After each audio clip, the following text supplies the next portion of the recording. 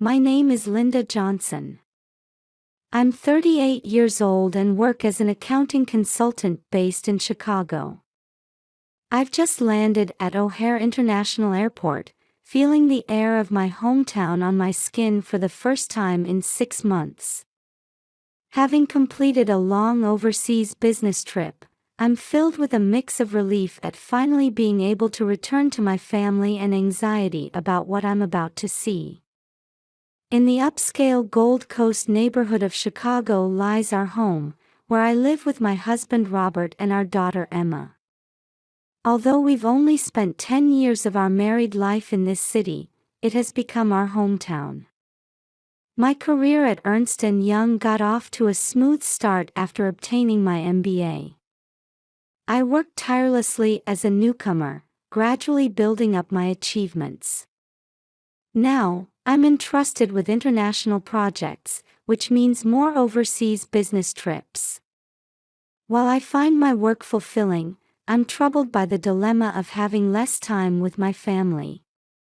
My husband Robert is 40 years old and works as a tax consultant at Deloitte. A Northwestern University graduate, he has a serious and steady personality. We met when I visited his company as a client. Our relationship started as a professional one, but we were drawn to each other's similar values, which led to our marriage. And then there's Emma, our precious treasure. Our 5-year-old daughter has brought us happiness and joy. She's just started attending Lincoln Elementary School and comes home every day with eyes full of joy from learning new things. Her smile is a magic cure that heals our tired hearts. Our daily family life was built on small moments of happiness, like conversations around the dinner table on weekday evenings or weekend picnics in Millennium Park. Since Emma was born, we've made an effort to cherish family time. My phone is full of memories, family photos taken at Willis Tower, Emma's smiling face at Navy Pier, and boat trips on Lake Michigan. However, in recent years, as my overseas business trips increased, family time gradually decreased. At first, they were short trips, but now longer ones like this recent 6-month stay are becoming more common. Robert has been understanding, but every time I see Emma's lonely expression, my heart aches. During this 6-month trip, communication with my family didn't go as well as I'd hoped. Due to time zone differences and busy schedules, even my time to talk with Emma was limited. In the last month, there was hardly any contact from Robert. As I climb into an Uber and rush home, my heart is filled with both love for my family and anxiety that something might have happened. As the Gold Coast cityscape spreads out beyond the window, I take a deep breath and let my thoughts wander to the reunion awaiting me at our home. The Chicago cityscape visible from the Uber window was as vibrant as it was 6 months ago. However, everything looks fresh to my eyes. After a long time abroad, the air of my hometown feels nostalgic and slightly different. Through casual conversation with the driver, I learned about the changes in Chicago over the past 6 months. New restaurants have opened, and new artwork is on display in Millennium Park. As I think about taking Emma there, I suddenly feel a tightness in my chest. A pang of regret for missing moments of my daughter's growth flits across my heart. "Ma'am, we've arrived at Gold Coast," the driver's voice brings me back to reality, and I see the familiar sight of our home. In the small garden in front of the entrance, the tulips I planted before leaving are blooming beautifully. Seeing the flowers Emma and I planted together firmly rooted gives me a sense of relief. "I'm home," I say as I open the front door and step inside. However, there's no welcoming voice or sound of Emma's running footsteps as I expected. The house is eerily quiet, feeling somehow lifeless. Robert? Emma? I call out, but there's no response.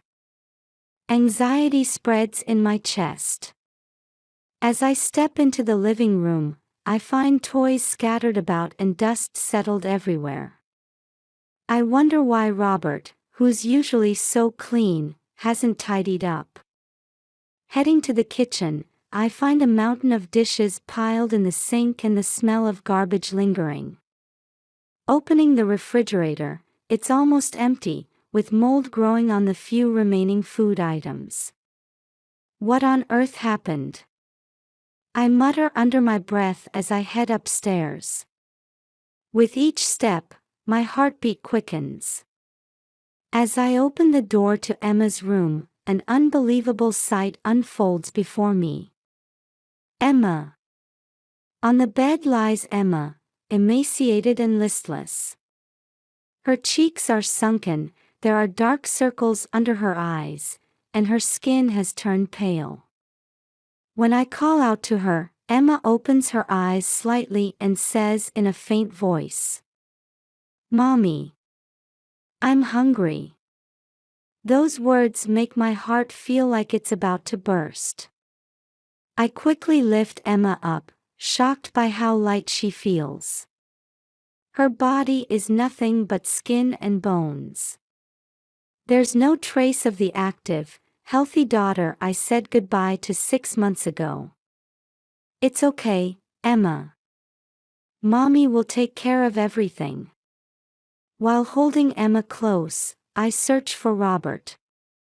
There's no answer when I knock on the master bedroom door. Fearfully opening the door, I find Robert in a drastically changed state. His beard is overgrown, his hair disheveled, and his eyes vacant. Robert sits on the bed, staring at the wall like a doll. "Robert. What happened? Why is Emma?" Even when I call out to him, Robert doesn't react. He just repeats in a faint voice, "Ashley. Why? Why did you leave me?" Ashley. The unfamiliar name confuses me. But now is not the time to think about that. Emma's life is in danger. I take out my cell phone and quickly call an ambulance. While explaining the situation to the operator, I continue to hold Emma close. "It's okay, Emma. Mommy's here. Everything will be all right." As I look at Emma's emaciated body, I struggle to hold back my tears. How did it come to this? Why didn't Robert take care of our daughter? Who is Ashley? Questions and regrets, along with anger, swirl in my mind, throwing my heart into turmoil. I begin to hear the sound of the ambulance siren approaching. I take a deep breath, facing the reality I'm about to confront and the difficulties that await. Right now, Emma is the top priority. All the truth must be uncovered later. Life can change in an instant. I was painfully aware of that reality. As the ambulance siren wailed, I rushed to the entrance, still holding Emma. The paramedics quickly assessed Emma's condition and placed her on a stretcher. During this time, I explained Robert's situation as well. "My husband is, something's wrong with him too. He's not responding." The paramedics immediately requested a second ambulance. I would accompany Emma, while Robert would be taken to Northwestern Memorial Hospital in a separate ambulance. In the ambulance, I held Emma's small hand tightly, struggling to hold back my tears. I watched as the paramedic attached an IV to Emma's body and checked her vital signs. "Mrs. Johnson, your daughter is in a state of severe dehydration and malnutrition. We need to start treatment immediately." I could only nod silently at the paramedic's words. Upon arrival at the hospital, Emma was immediately taken to the pediatric intensive care unit, while Robert was taken to a protective room in the psychiatric ward. As I watched over Emma's treatment, I explained the situation to the doctors. When I returned from a 6-month overseas business trip, I found them in this condition. Dr. Sarah Thompson, Emma's attending physician, listened to my story seriously. Mrs. Johnson, Emma's condition is serious, but there's a chance for recovery with proper treatment. She'll need to be hospitalized for a while, but we'll do our best. Dr. Thompson's words gave me some relief, but my feelings were still complex. Once Emma's treatment was underway, I went to check on Robert's condition. Dr. Michael Brown, the psychiatrist, explained Robert's state to me. Robert seems to be in a severe state of depression. We're also seeing signs of alcohol and drug addiction. He'll need detailed examinations and treatment. Hearing these words, I was shocked. I never imagined Robert would turn to alcohol or drugs. Linda, I recommend contacting your family and friends for support. Don't try to handle this situation alone. Following Dr. Brown's advice, I contacted my parents and Robert's parents. Everyone was shocked and agreed to come to the hospital immediately.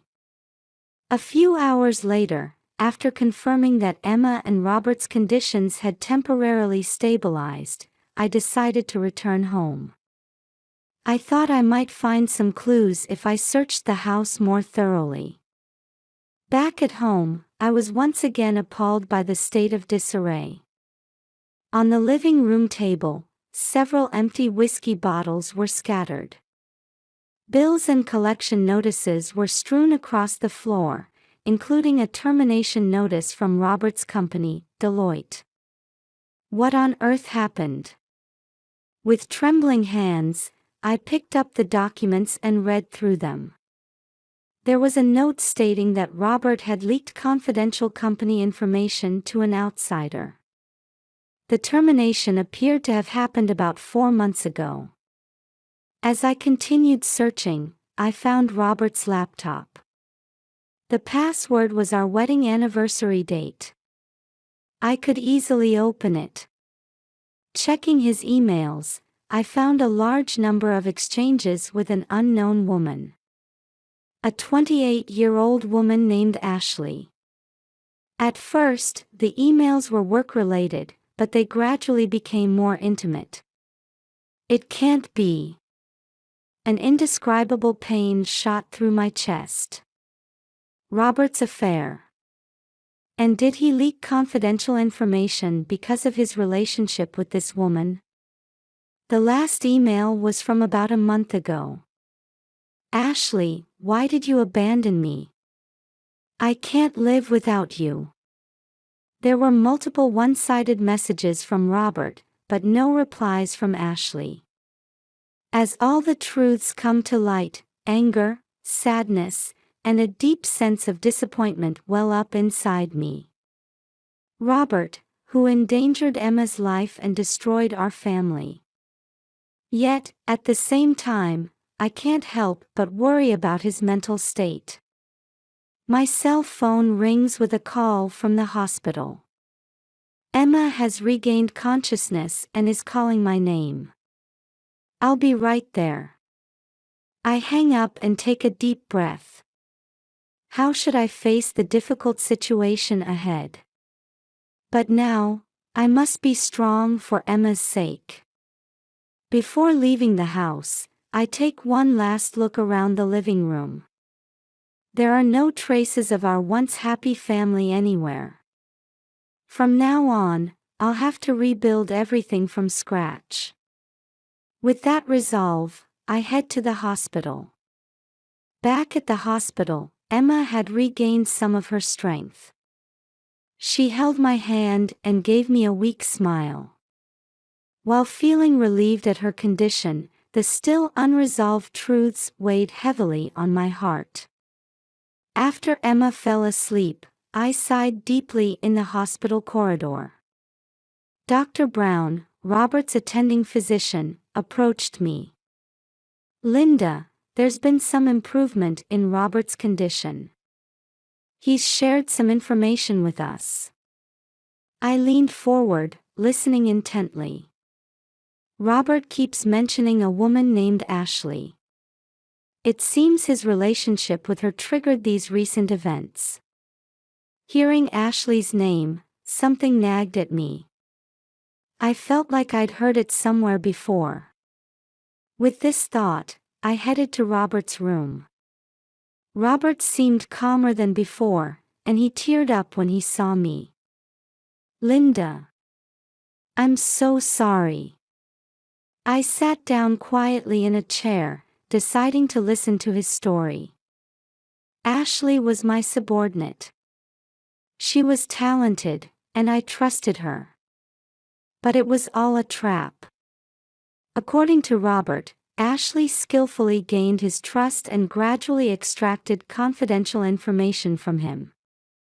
Then, one day, she suddenly disappeared and sold that information to a competing company. Deloitte fired me immediately.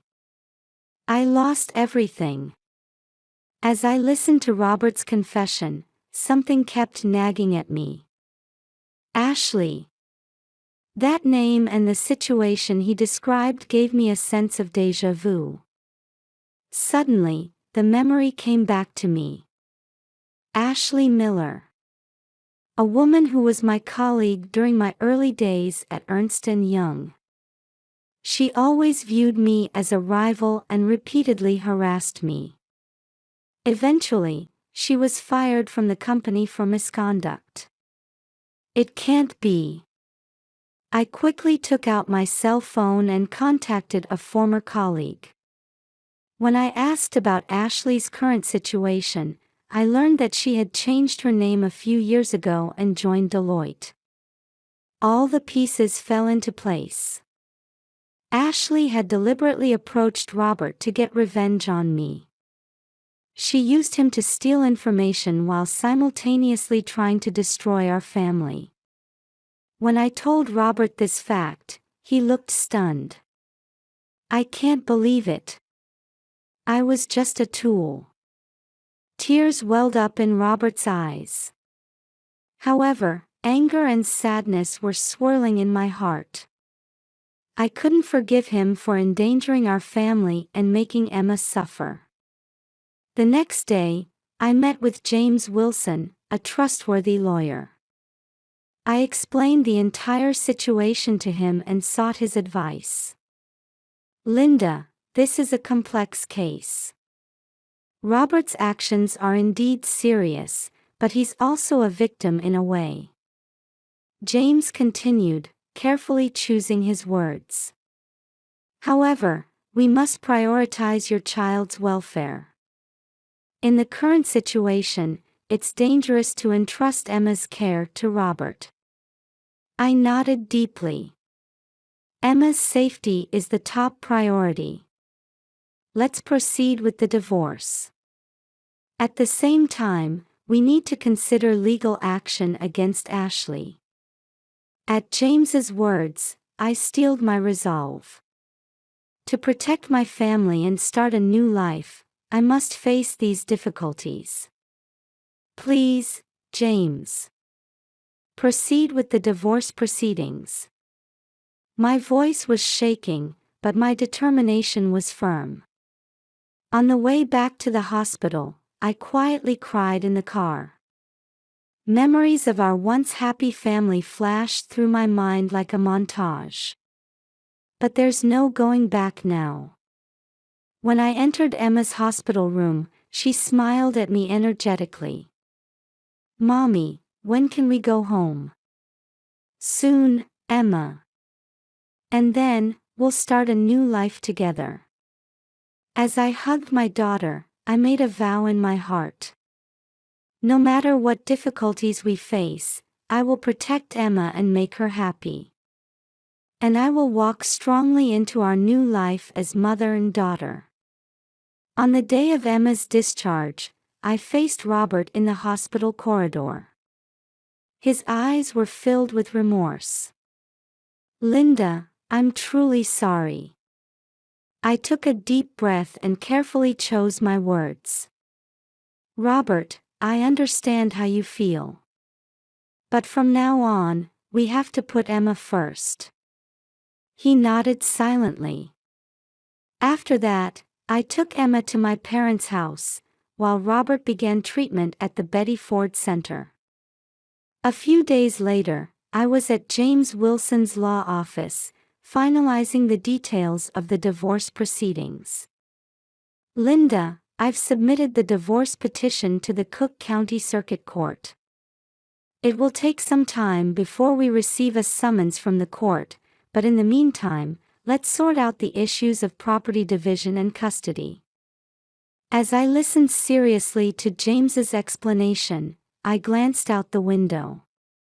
The view of Chicago's skyline brought back memories of my life here, flashing through my mind like a montage.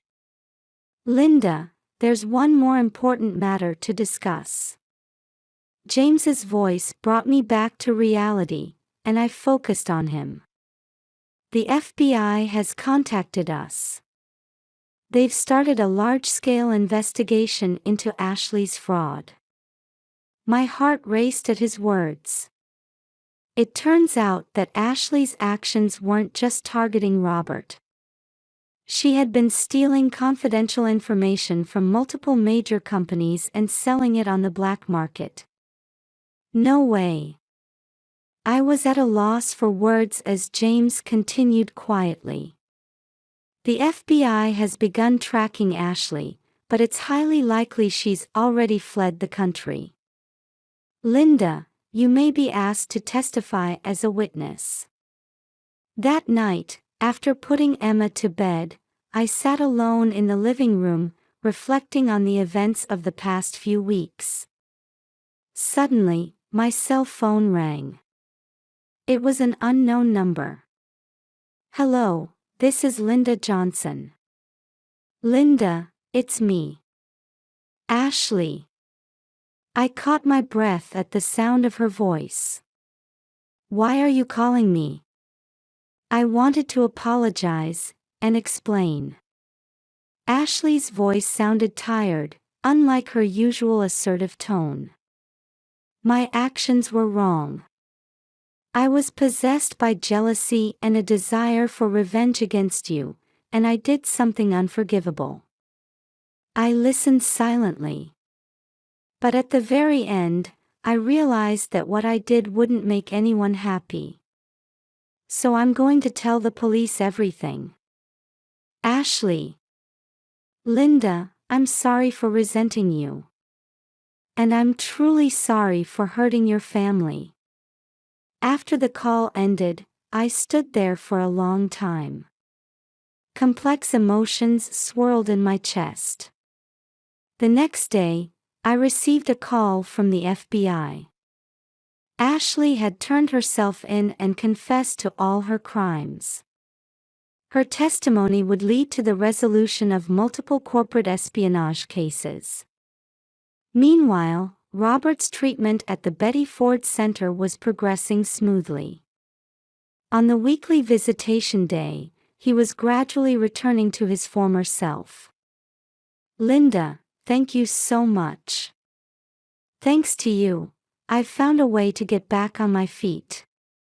Robert's words made me feel a bit conflicted, but I also felt a warmth spreading in my heart.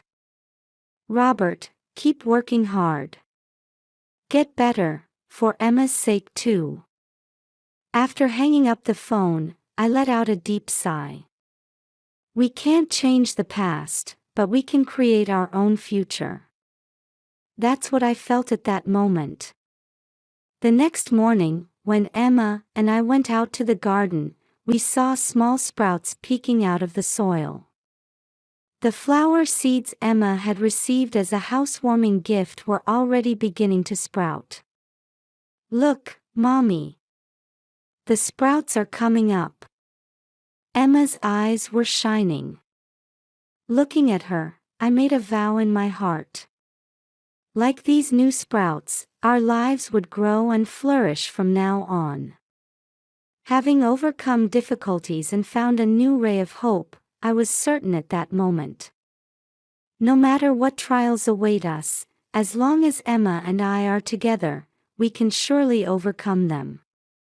And so, the Chicago morning sun began to gently illuminate our new life.